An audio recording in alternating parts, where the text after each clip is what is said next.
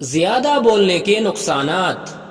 نبی کریم صلی اللہ علیہ وسلم نے ارشاد فرمایا، جو آدمی بہت بولتا ہے اس کی زبان اکثر پھسل جاتی ہے، اور جس کی زبان اکثر پھسل جاتی ہے وہ اکثر جھوٹ بولتا ہے، اور جو اکثر جھوٹ بولتا ہے اس کے گناہ بڑھ جاتے ہیں، اور جس کے گناہ زیادہ ہو جاتے ہیں اس کا انجام دوزخ کے سوا نہیں ہے۔ اچھے لوگ۔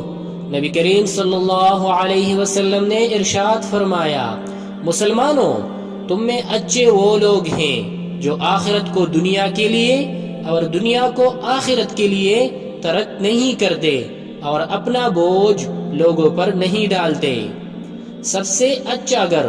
نبی کریم صلی اللہ علیہ وسلم نے ارشاد فرمایا، مسلمانوں کے مکانوں میں سے وہ مکان سب سے اچھا ہے جس میں کسی یتیم بچے کی پرورش ہو رہی ہو، اور وہ مکان سب سے برا ہے جس میں کسی یتیم کو تکلیف دی جاتی ہو۔